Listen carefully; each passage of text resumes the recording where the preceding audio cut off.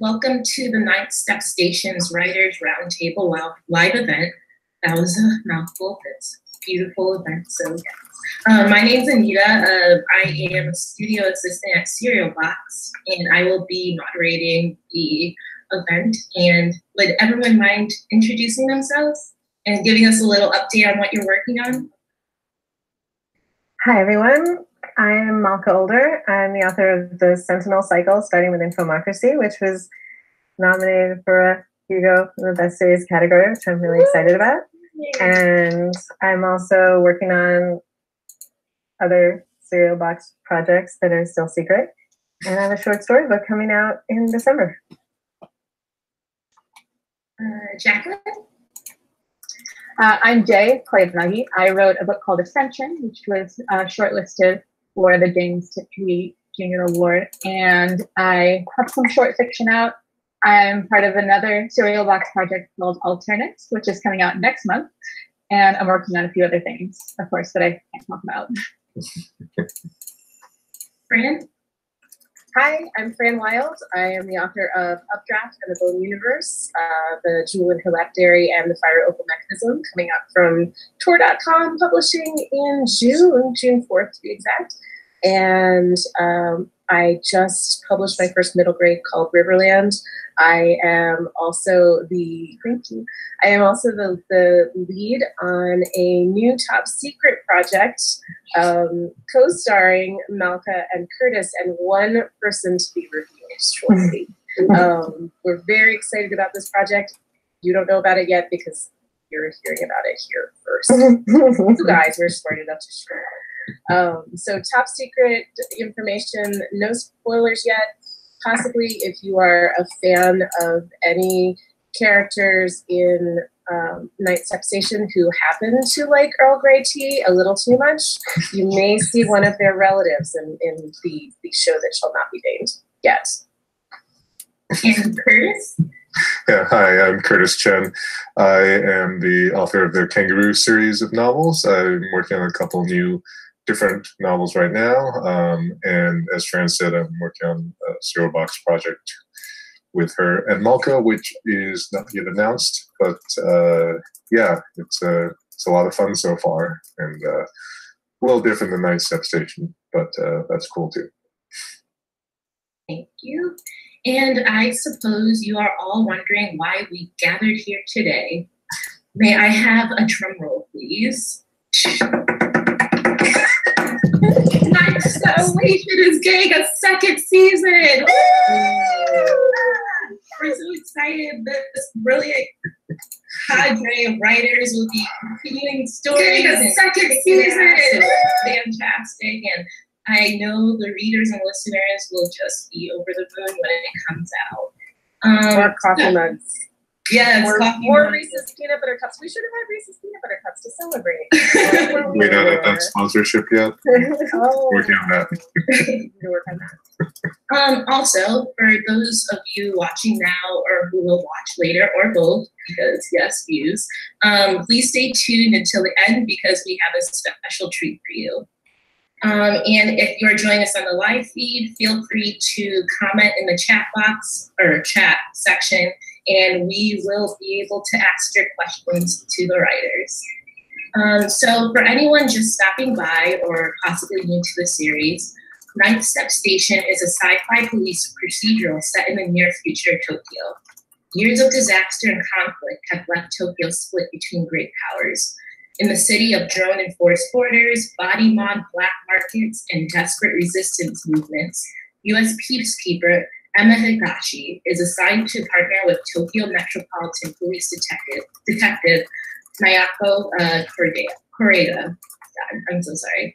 Together, they must race to solve a series of murders that test the relationship and threaten to overturn the balance of global power. And amid the chaos, they need to decide what they're willing to do for peace. Curtis, Fran, Jay, and Malka, a lot of reviews remarked on how seamless the story flowed between episodes, noting the pacing, atmosphere, and tone. So did you find that you had to adapt your writing styles in any way? And if you did, how are you also able to keep your identities as writers within the story? I'm actually Curtis. No. Just kidding. The good thing about a live event is that you can tell we're all actually different people. That'll be funny though. Although Fran and I did co-write an episode together, which was a lot of fun. Yeah, I would absolutely do that again. That was a blast. I think, I mean, the setup and the format of Ninth Step Station really did help sort of everybody, I don't want to say play by the rules because we're not all that good at playing by the rules, but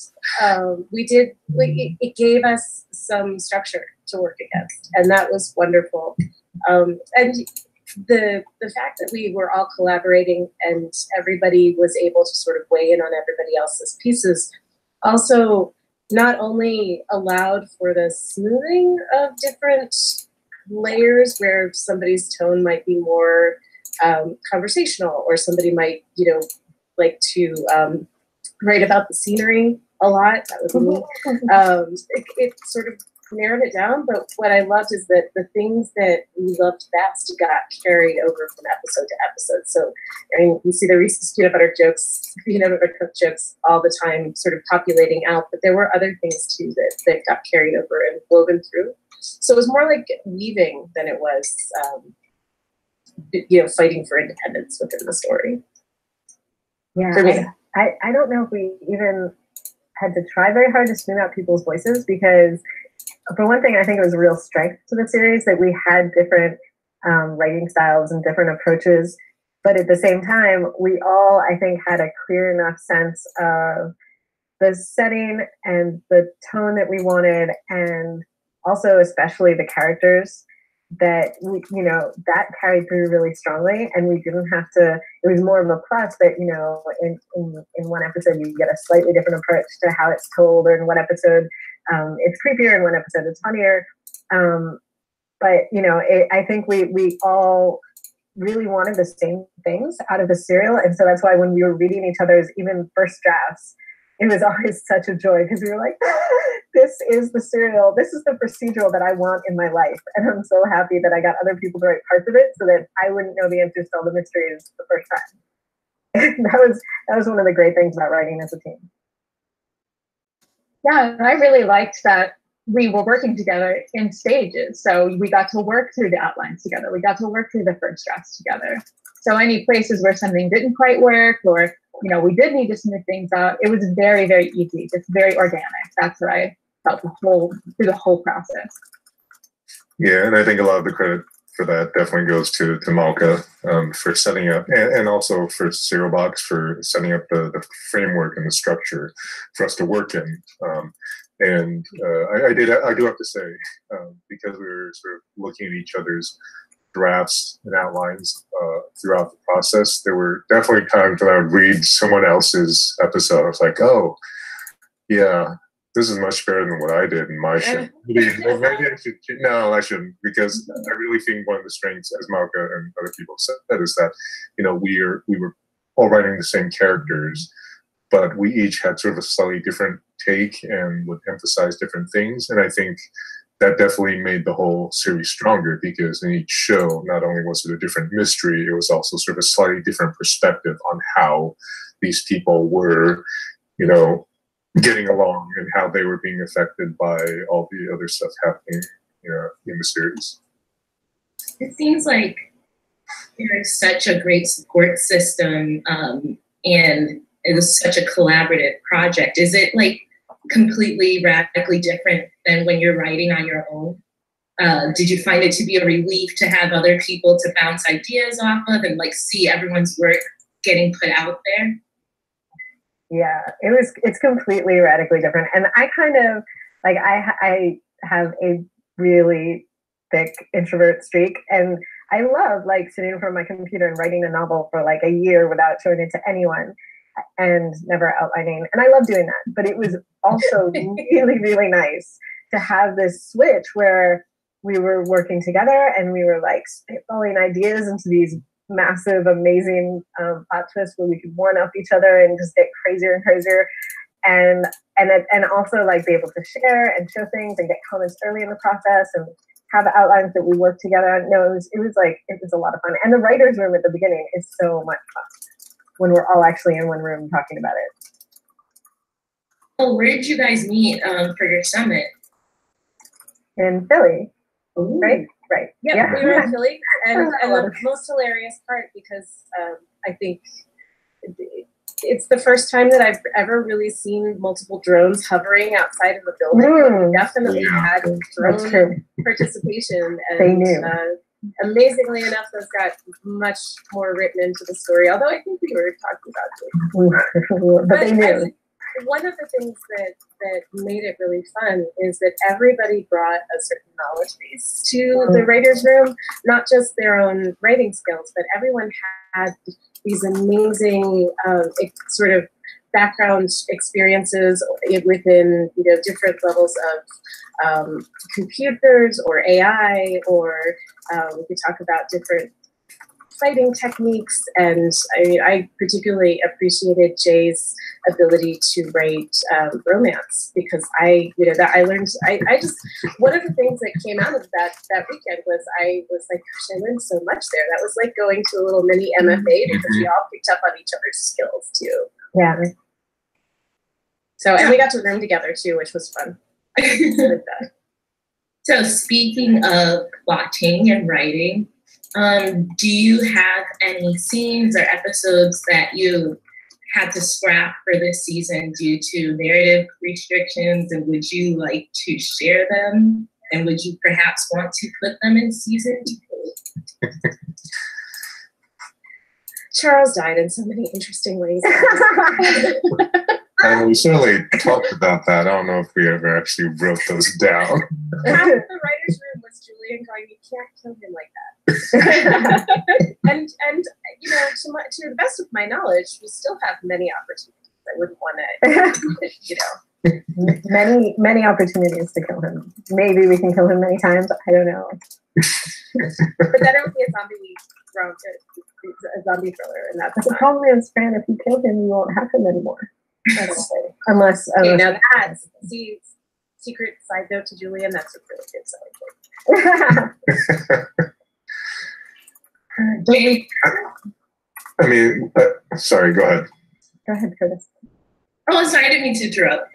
No, I mean, we were talking before. We were talking about different plot things, and one of them that I loved was the idea of memory, and how organizational memory has been sort of deconstructed in this version of Tokyo, because some of our computer systems are down. So I think we're going to do some more stuff with that, because Jay and I got really into the idea of memory as an economy.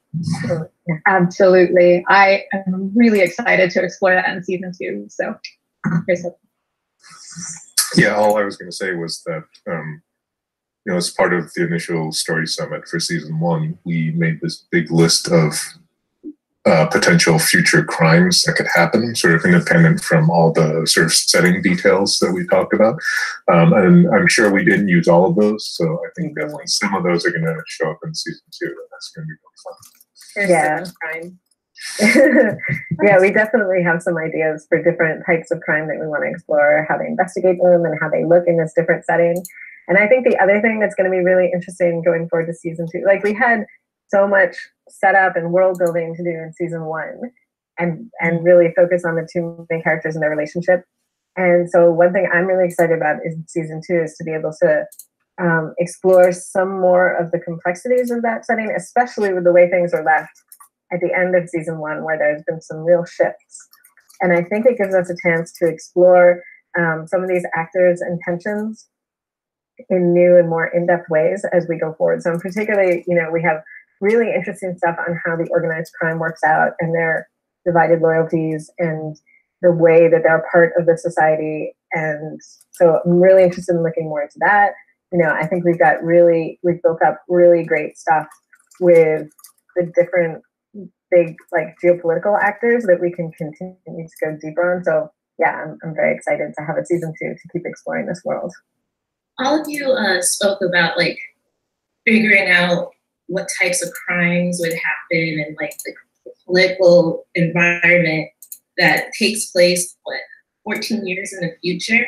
And I know like a lot of people say science fiction is a commentary on current times, but still there takes a great amount of imagination to try to figure out what could happen in the future. So would anyone like to go over their process of how they came up with ideas like crime, with like body modifications, etc.? Well, a lot of it has to do with, if you have a piece of tech, if we're throwing around in the writer's room, what would this piece of tech be like? You have to start thinking about how would that impact just your day-to-day mundane movements, because those are going to come into play when committing a crime and trying to cover up your tracks or reveal the tracks when you're solving the crime. And so for me, I know that was one of the most fascinating parts of exploring crime in the future, which is thinking, well, today maybe they could get away with X, Y, or Z, but they certainly couldn't when they're being surveilled, as much as they are. So how does the geopolitical climate complicate that? And how do the blackouts complicate that? It was a lot of fun. And it took a lot of different stages of thought and revision and outlining to kind of work through all of those questions. I love the blackouts, by the way. Like, I don't know, like it seemed very, because like you watch films and the lights go out, blink out for a second, and then something happens. But that was like on a massive citywide scale. It was just, I just wanted to say that was like brilliant, and I loved it so much. The first time we read one of Jay's scenes, we were all like, "Whoa!" Yes, like, oh my gosh. Yeah. Somebody hold my hand while I read this. I think one of the things that I've done sort of in other parts of my life when I've been looking at technology and the way that it's being developed is that people get really excited about the bells and whistles in technology, and they're like, oh, this is this cool thing that we can do with it. And that next step doesn't always happen of what else can be done with it, or what happens when it hits a fail state. And that's something that I have written about with nonfiction-wise for a long time. And I wouldn't say I enjoy exploring the fail state of technology, but it is interesting to me. And so Ninth Step gave me the opportunity to play with that and to also play with how technology moves from the corporate to much more underground uses, where people use what's existing and sort of hack it together into different ways that work for them. And I think that's one of the glories of Nine Step Station, is that we're able to play with those ideas in the background a lot. Yeah. That's kind of the be careful what you wish for scenario. Yeah. I mean, just to follow on to that, I think we all sort of shared the same kind of view about technology. I mean, coming back to the drone thing, it's like, we can talk about what people are doing with drones now, and then maybe speculate on how they might be used in the future. But I think the way we were using the story, like all these technologies come back on, how do they affect the people when they are used in this way or this way or this way. And like Fran said, there's a lot of, it's interesting in particular to talk about how different technologies can be used for, criminal or extra legal purposes, because that's definitely something that people have done, always. And it's kind of fun, and sometimes a little scary to think about what's going to happen, in 10 or 20 years. But I hopefully in the framework of this serial, it's more fun. So you mentioned relationships, and I noticed, and the reviewers noticed too, that in addition to like ingenious type of like thinking about what technology and politics will be in the future, it blended well with emotional development between characters. So I'm curious, how do you all kind of figure out those emotional plot lines versus like the scientific plot lines? Like, do you do them separate, or do you feel like they feed into each other? I think they feed into each other, and I mean, for me, getting the relationships right and interesting is what makes everything else like if you have the characters relating in a way that makes sense to people, you can get them to suspend their disbelief on all sorts of wild, absurd technology stuff or geopolitical stuff as well. Because as long as that story of how people interact hangs together, then you can pack it with all sorts of other interesting things, whether they make complete like technological sense in this world or not. And so that for me, that's just a really important part of how we develop the story. Jay, Fran mentioned that like when she read your romance plotline, she was blown away. How was the process of thinking of the scientific versus the romance and blending that together? How did that work for you? I thought it was interesting to explore how the geography and of the city would impact an interpersonal relationship and the intimacy or lack thereof, and the conflict it would or wouldn't create. So for me, it was a very natural extension of the setting to think about these dynamics within any given relationship, especially with Miyako, as readers probably saw. Did any of you, like, what were your strengths that, I don't know if this is kind of like pushing y'all to brag about yourselves, but whatever, do it, brag away. What were the strengths that you brought to this project, and what were perhaps, I don't want to say weaknesses, but some things that you struggled on and felt that were improved by working together as a group?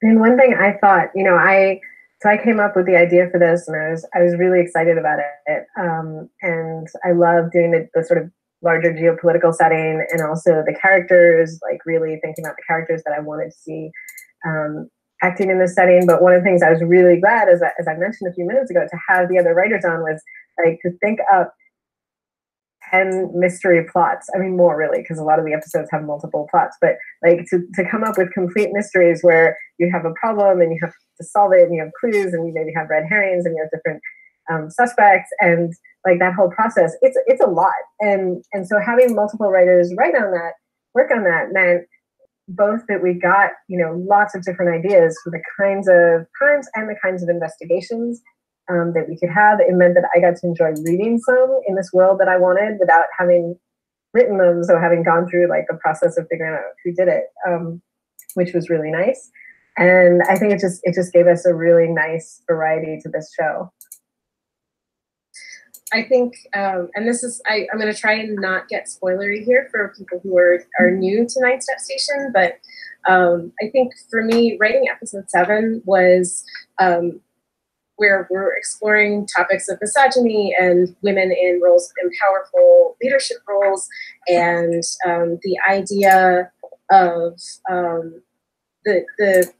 the assumptions that a criminal investigation makes versus the realities that are present.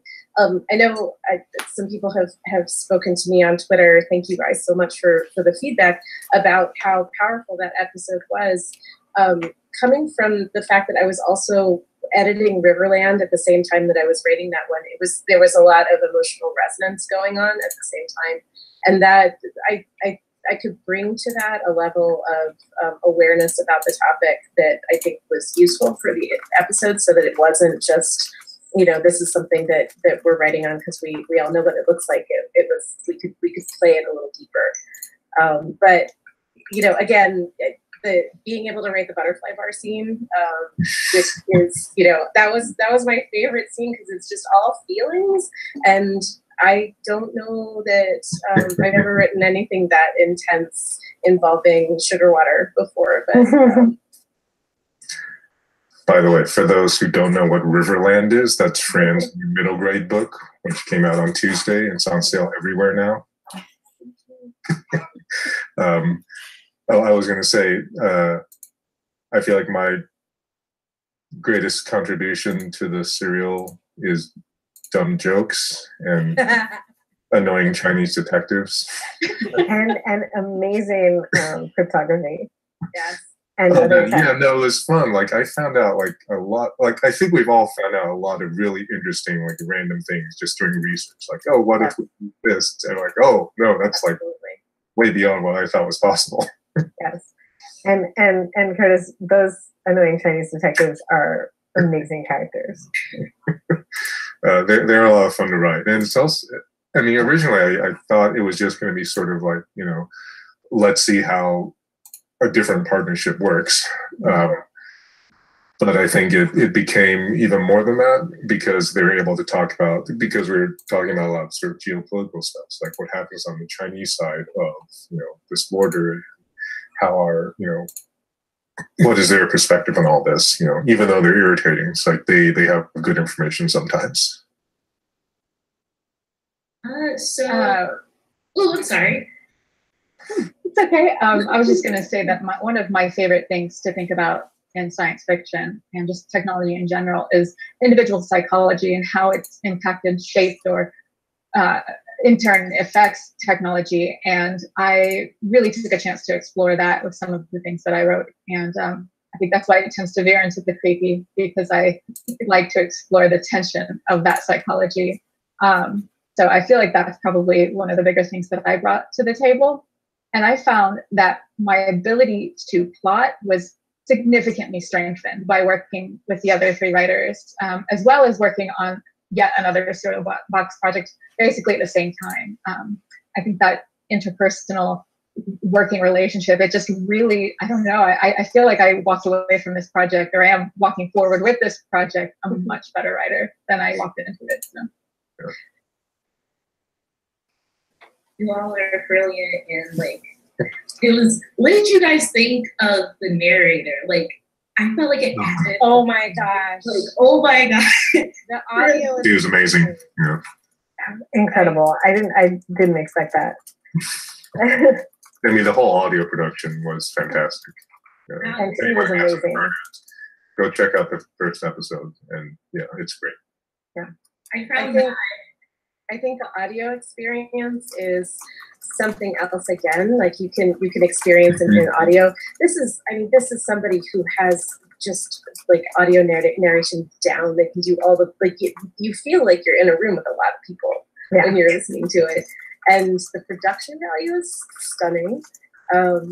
One thing that I've noticed is that I have some family members who got into Ninth Step Station via audio. They weren't audio people before, and now they're like, what else can I download? This is great. So gateway drug, definitely. I found I had to stop, like, when I was listening, because like I was just so transfixed by it. I was like, let me sit down, take in these words and listen. Yeah. And the narrator's name is, I don't want to mispronounce it, I don't have it in front of me. So Emily Wu Zeller. Thank you. Yeah. Incredible. Yes. Yeah. So you all listed various plot points and ideas that you would like to revisit that weren't mentioned in season 1. Do any of you have any like wild ideas that you would like to put in season 2 that you haven't discussed amongst each other yet? Oh, that's dangerous. Hey, everybody knows what I'm going to say, so you guys go.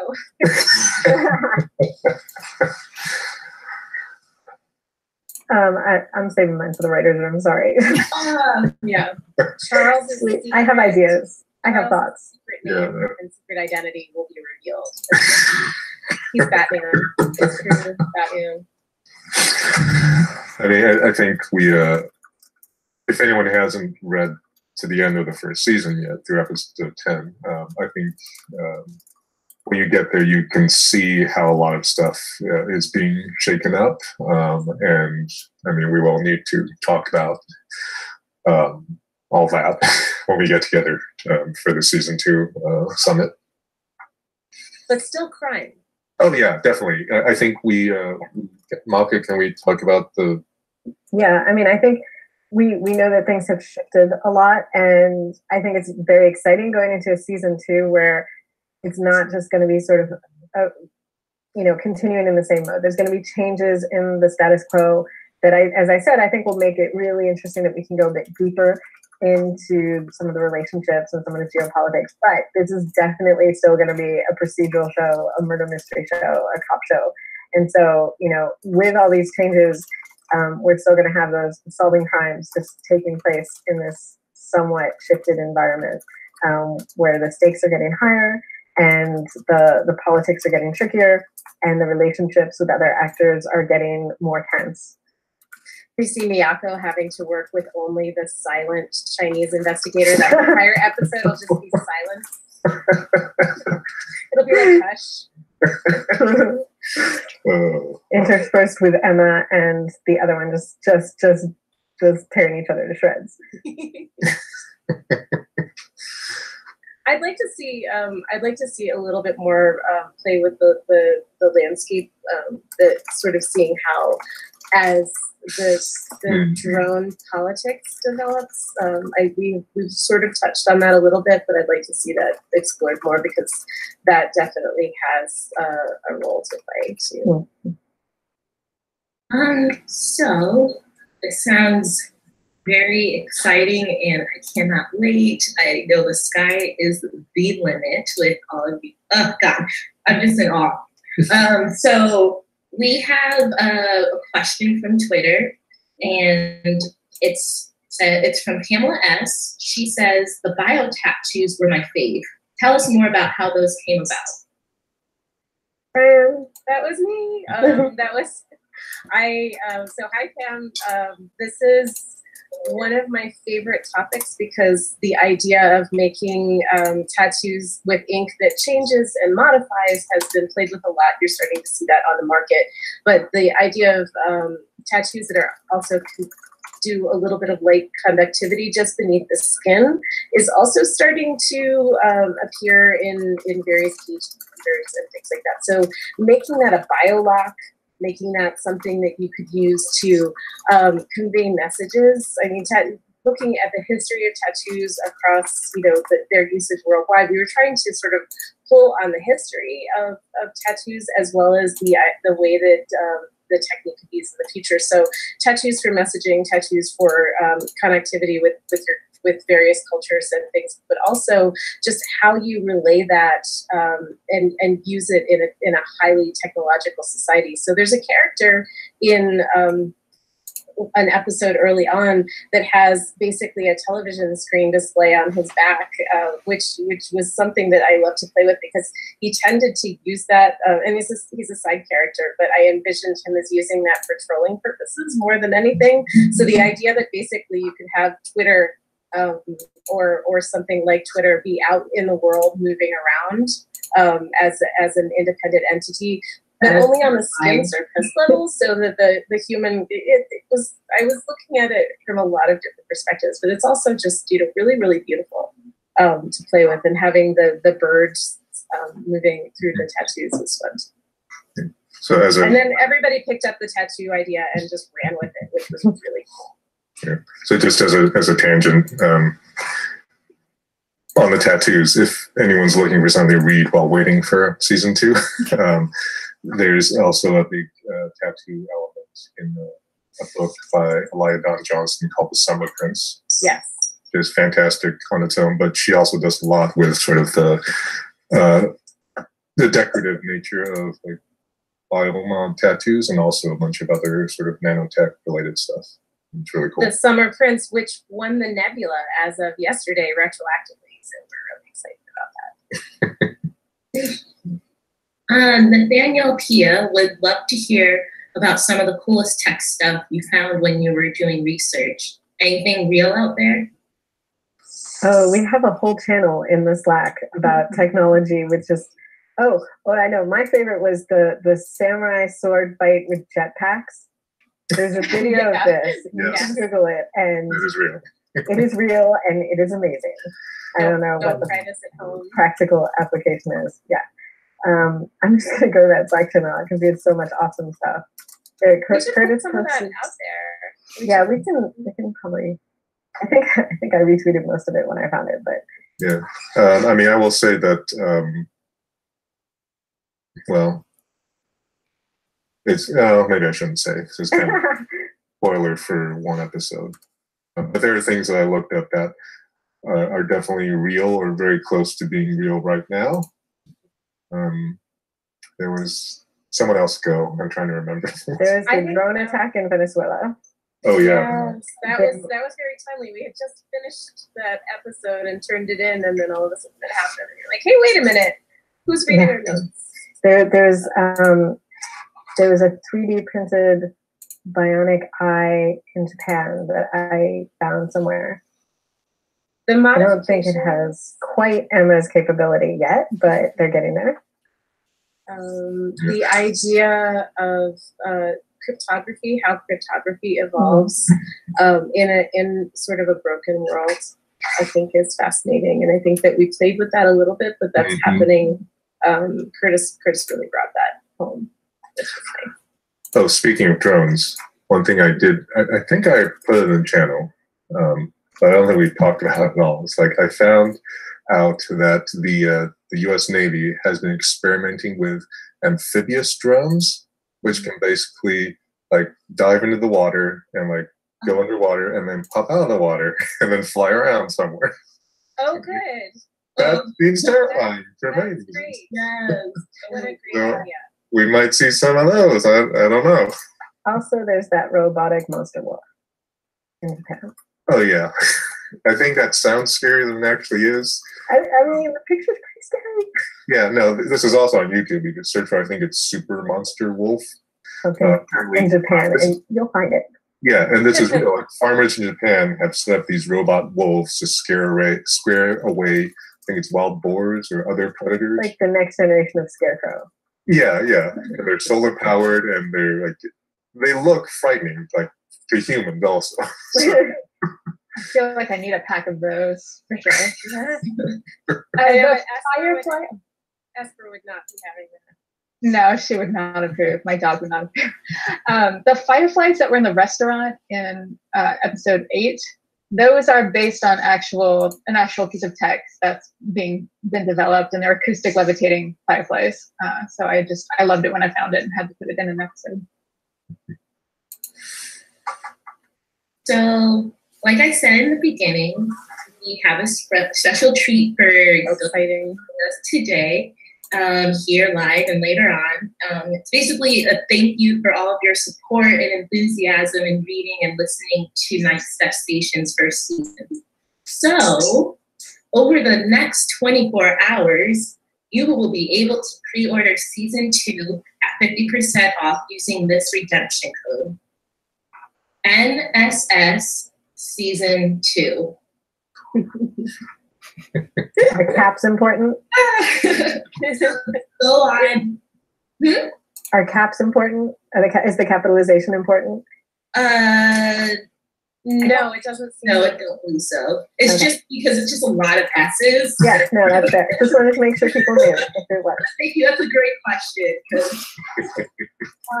So, Malka, Curtis, Jay, Fran, it's been an absolute delight. You just picking your brains has been a wonderful experience. And thank you so much for taking the time out of your day to chat with us. And I hope you have a beautiful weekend and a beautiful Friday and the rest of your year, the rest of your lives. Thank you so much for hosting, Anita. Thank you, Anita. And welcome to Cereal Box.